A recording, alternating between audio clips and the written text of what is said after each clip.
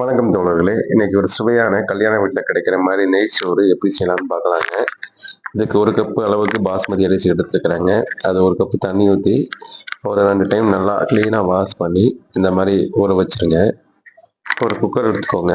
குக்கர்ல ஒரு 2லேருந்து ஒரு 3 டேபிள் ஸ்பூன் அளவுக்கு நெய் சேர்த்துக்கோங்க. நெய் நல்லா உருகி மெல்ட் ஆனதுக்கப்புறம், அது கூடவே வந்து ஒரு டேபிள்லேருந்து 2 டேபிள் ஸ்பூன் அளவுக்கு ஆயில் சேர்த்துக்கோங்க. இது கூடவே ஸ்பைசஸ்லாம் ஆட் பண்ணிக்கோங்க. 2 துண்டு பட்டை, 2 ஏலக்காய், 2 கிராம்பு, 1 பே லீஃப் ஆட் பண்ணிக்கோங்க. 1 கப் அளவுக்கு வெங்காயம்ங்க. அதாவது ஒரு பெரிய சைஸு ஒரு பெரிய வெங்காயத்தை கட் பண்ணி வச்சுருக்கிறேங்க. அதையும் இதில் ஆட் பண்ணிக்கோங்க. ஆட் பண்ணி ஒரு மீடியமான ஃப்ளேமில் ஒரு 2லேருந்து 4 நிமிஷம் நல்லா வதக்கி விட்டுக்கோங்க. ஒரு கோல்டன் கலர் வர வரைக்கும் வதக்கிக்கோங்க. இதுக்கு கூடவே வந்து ஒரு 2 பச்சை மிளகாய் வச்சுருக்கிறேங்க. நல்ல நீட்டமான பச்சை மிளகாங்க. இது கொஞ்சம் காரம் கம்மியாக இருக்கும். இது யூஸ் பண்ணிக்கோங்க. போட்டு அதையும் ஒரு 2 நிமிஷம் இந்த மாதிரி நல்லா வதக்கி விட்டுக்கோங்க. கொஞ்சமாக ஒரு மல்லித்தழை சேர்த்துருக்குறேங்க. அதை சேர்த்து ஒரு 5 செகண்டு இந்த மாதிரி நல்லா வதக்கி விட்டுக்கோங்க. இது கூடவே பார்த்தீங்கன்னா நம்ம அடுத்து முந்திரி பருப்பு சேர்க்க போகிறோங்க. முந்திரி பருப்பு ஒரு 10 முந்திரி பருப்பு இந்த மாதிரி உடச்சி வச்சுருக்குறேங்க. அதையும் இது கூடவே சேர்த்துக்கோங்க. சேர்த்து அதையும் ஒரு நிமிஷத்துக்கு இந்த மாதிரி நல்லா அந்த முந்திரி பருப்போட பச்சை வாடை போகிற வரைக்கும் நல்லா வதக்கிக்கோங்க. அடுத்ததாக வந்து புதினா கொஞ்சமாக சேர்த்துக்கோங்க.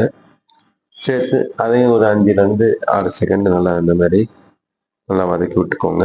இப்போ இந்த ஸ்டேஜில் இஞ்சி பூண்டு பேஸ்ட் சேர்க்க போகிறாங்க. எந்த அளவு இஞ்சி எடுக்கிறீங்களோ அதே அளவுக்கு பூண்டு சேர்த்துக்கோங்க. சேர்த்து ஒரு 3 டீஸ்பூன் அளவுக்கு அரைச்சி இது கூட சேர்த்துக்கோங்க. சேர்த்து அதோட பச்சை வாடை போகிற வரைக்கும் ஒரு 2-3 நிமிஷம் இது மாதிரி நல்லா வதக்கி விடுங்க. இந்த நெய் சோறு பார்த்தீங்கன்னா நம்ம மேரேஜ் ஸ்டைலில் கிடைக்கிற மாதிரி நல்லா சுவையாகவே இருக்குங்க. உடனடியாக செஞ்சுக்கலாங்க. ஒரு லஞ்ச் பாக்ஸ் ரெசிபியாக கூட இதை யூஸ் பண்ணிக்கலாங்க.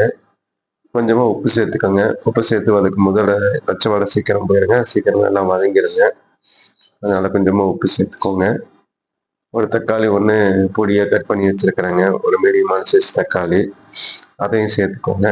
சேர்த்து ஒரு 2 நிமிஷம் நல்லா இந்த மாதிரி அந்த தக்காளியோட நல்லா குக் ஆகிற வரைக்கும் நல்லா வதக்கி விட்டுக்கோங்க. இந்த கீ ரைஸுக்கு ஒரு சூப்பர் சைடிஷ் வந்து மட்டன் கிரேவி ஏற்கனவே நம்ம வீடியோவில் போட்டிருப்பாங்க. அது எப்படி இருக்குன்னு பார்த்துக்கோங்க. இப்போ வந்து ஒரு 2 கப் அளவுக்கு தண்ணி சேர்த்துக்கோங்க. அது நம்ம 1 கப் அளவுக்கு பாஸ்மதி அரிசி ஃபஸ்ட்டே ஊற வச்சுருக்கிறோங்க. அதுக்கு வந்து 2 கப் அளவுக்கு தண்ணிங்கிறது கரெக்டான அளவாக இருக்குங்க. நம்ம விசில் விட்டு தான் செய்ய போகிறோங்க. இப்போ வந்து ஒரு தட்டு போட்டு மூடி அந்த தண்ணி நல்லா கொதிக்கட்டுங்க. அந்த காய், இந்த பச்சை மிளகா, அந்த தக்காளியெல்லாம் நல்லா வேகட்டுங்க. ஒரு 2 நிமிஷம் வேக வைங்க. இப்போ ஊற வச்சிருக்கிற அந்த அரிசி அந்த ஸ்டேஜில் ஆட் பண்ணிக்கோங்க. ஆட் பண்ணி நம்ம குக்கர் மூடி விசில் தான் விட போகிறோங்க. அதனால வந்து 1 கப்புக்கு 2 கப் தண்ணி வேணுங்கிறது கரெக்டாக இருக்குங்க. மீடியமான ஃப்ளேமில் ஒரு 3 விசில் விட்டிங்கன்னா நமக்கு ஒரு கல்யாண வீடு நெய் சோறு வந்து கீ ரைஸ் ரெடி ஆயிருங்க. இப்போ 1 விசில் முடிஞ்சு அந்த விசில் அடங்கினதுக்கப்புறம் ஓப்பன் பண்ணியாச்சுங்க.